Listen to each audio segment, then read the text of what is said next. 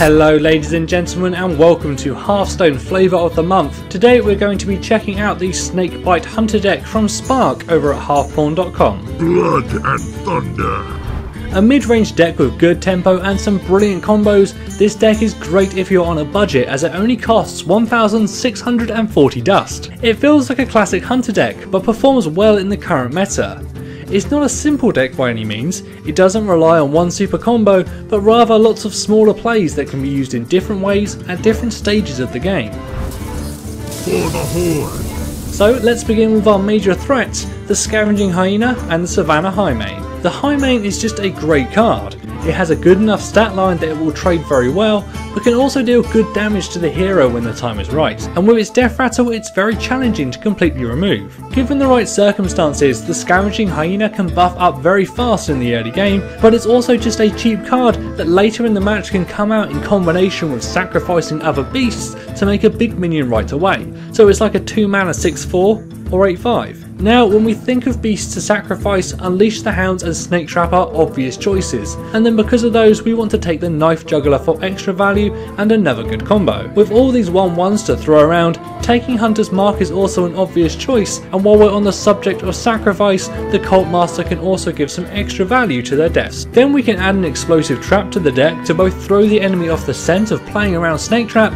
and also to counter aggro decks and the Mech Mage. Now with 3 secrets we can take a Mad Scientist to help us get those in play, and the Eaglehorn Bow for some extra value from them. With all these low health minions we're going to need a way to protect them from mid game AoE, so Loatheb can be dropped to avoid things like Holy Nova or Consecration, or used in the late game for some extra board presence and damage while setting up your lethal. Now we add in some cards for that ever important beast synergy. The Timberwolf can give a boost when your board is full of 1/1s and can also be used to get lethal damage more often than you might expect. Then we have the Tundra Rhino. Dropping this on turn 5 he sets up a nice Highmane for the next turn, but you can also use him the other way around to kill a big minion. So you have a Highmane out and you drop the Rhino on the next turn. Ram the Highmane into his minion and then the Hyenas from the death rattle to deal up to 10 damage. Lastly we have our core cards that make up most Hunter decks. Web Spinner, a great turn 1 play. The Haunted Creeper combos really well with the Knife Juggler when you trade him out and get a bonus 2 knives.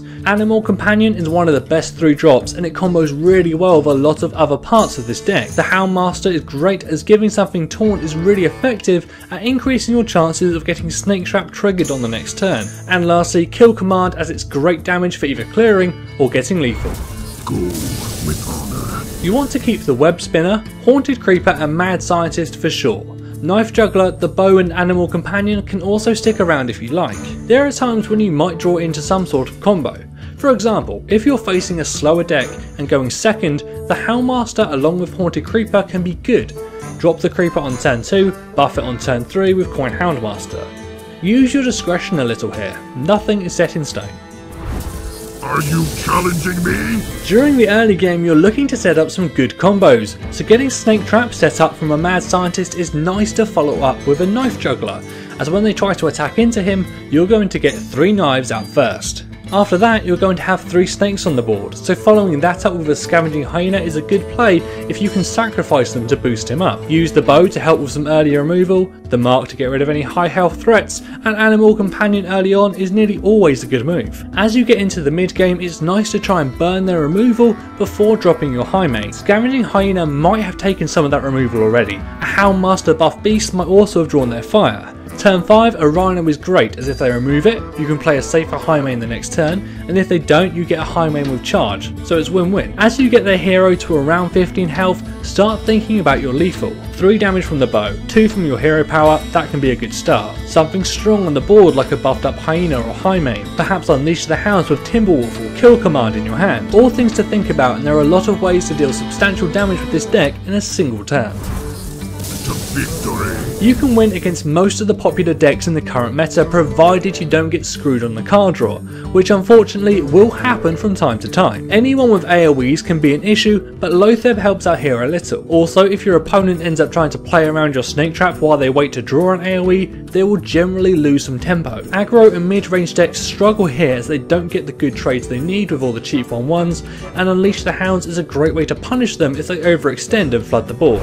What do you need? There are no silences in the deck, and at times this can be an issue. Hunter's Mark can take care of a lot of things, but if you feel you need a silence, add in an owl, as this also has some beast synergy. Cost wise, everything but Snake Trap is pretty cheap, and unfortunately Snake Trap is pretty vital to the deck, so you'll really need at least one, but even that's going to limit your deck substantially. If you're going to go with just one Snake Trap, take another type of trap, as hopefully this will put your opponent off when they expect a Snake Trap and try to play around it.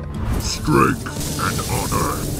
The deck's strengths come from its effective and versatile combinations that can be used to great effect from the first turns to the last. It maintains good tempo throughout the mid game and can both regain ball control if lost and then keep a tight grip on it. To finish off your foes, it packs both powerful mid game minions and burst from your weapon, hero power and kill command. Its weaknesses are that smart players can try to play around and predict some of your more important combos, and even your best laid plans can be spoiled by an AoE at the wrong moment. It's also not an easy deck to play.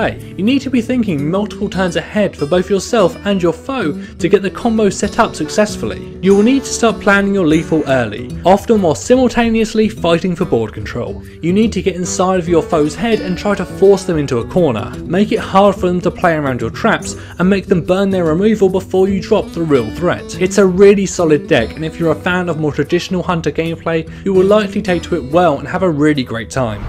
You can check out the deck over at hearthpawn.com, which you will find linked below, and if you're looking for more Hearthstone information, I would recommend checking out hearthstone.gamepedia.com, which has all the information you could ever need. Don't forget to like and subscribe if you haven't already, and leave us a comment below if you have anything to add. For now though, I've been ASCII, and thank you for watching.